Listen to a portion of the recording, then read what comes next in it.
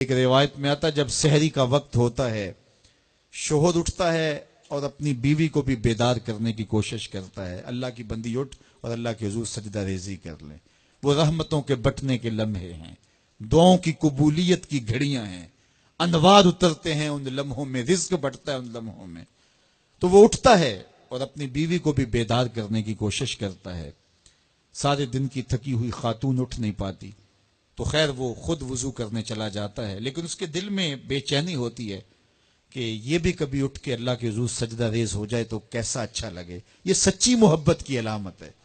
خیر اسے خیال آتا ہے اور وہ پانی کا چلو ساتھ لیے آتا ہے اور اپنی بیوی کے چہرے پہ چھڑک دیتا ہے اور خود مصلی بچھا کے نماز پڑھنے لگ جاتا ہے۔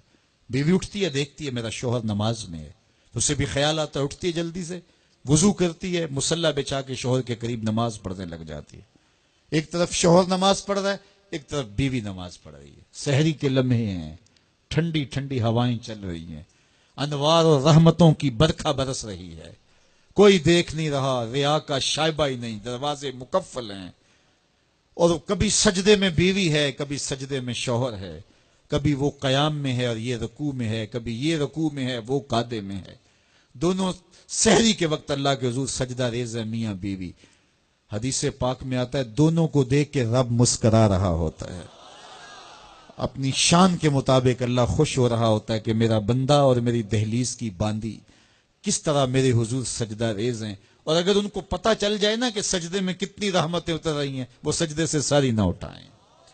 5 گانا نماز کا شعار بنا لو زندگی میں، کبھی قضا نہ ہونے پائے، اور اگر اللہ نصیب کرے تو سحری کے سجدے بھی زندگی میں شامل کر لو۔ دیکھنا زندگی کس طرح ٹینشن فری ہوتی ہے۔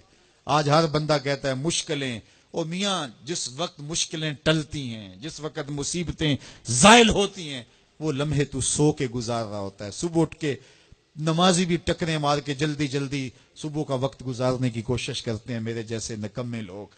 لیکن صاحب نہیں، وہ وقت تھوڑا سا دیجئے، اس وقت میں بیٹھیے اور اللہ کے حضور سجدہ ریزیوں کا مزاج بنائیے۔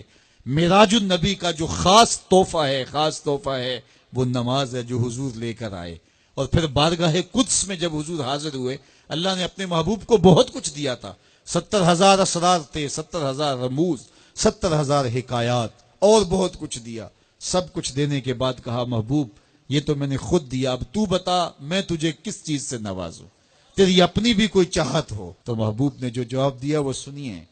ہم ہوتے نہ جانے ہمیں کوئی اختیار دیا جائے تو کیا مانگ لے، کوئی دولت مانگے، کوئی ثروت مانگے، کوئی شہرت مانگے، لیکن ذرا دیکھیے انتخاب، دیکھیے حضور کا، اور پھر اشش کیجیے حضور کے انتخاب پہ۔ کہا کہ محبوب آپ کی جھولی میں کیا ڈالا جائے، کیا دیا جائے؟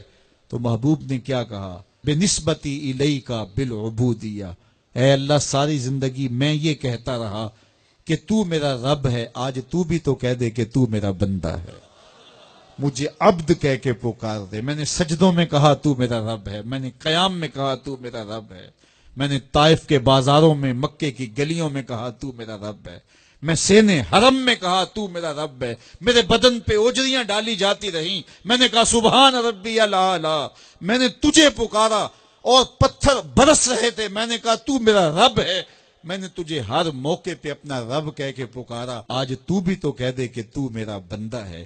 تو اللہ نے کہا سبحان الذی اسری بعبدہ، تو عبد کہہ کے پکارا۔ اور عبدیت کا عملی اظہار نماز سے ہوتا ہے۔ نماز میں جو سرور ہے، نماز میں جو لطف ہے، اور بندگی کا جو مزہ ہے وہ کہیں اور نہیں ہے۔ حضرت سیدنا غوث اعظم رضی اللہ تعالیٰ عنہ فرماتے ہیں کہ ولایت میں جو سب سے بڑا مرتبہ ہے جو ولی کو نصیب ہو جاتا ہے، وہ مقام بندگی نصیب ہوتا ہے، وہ عبودیت کا مقام ہے جو بندے کو نصیب ہوتا ہے۔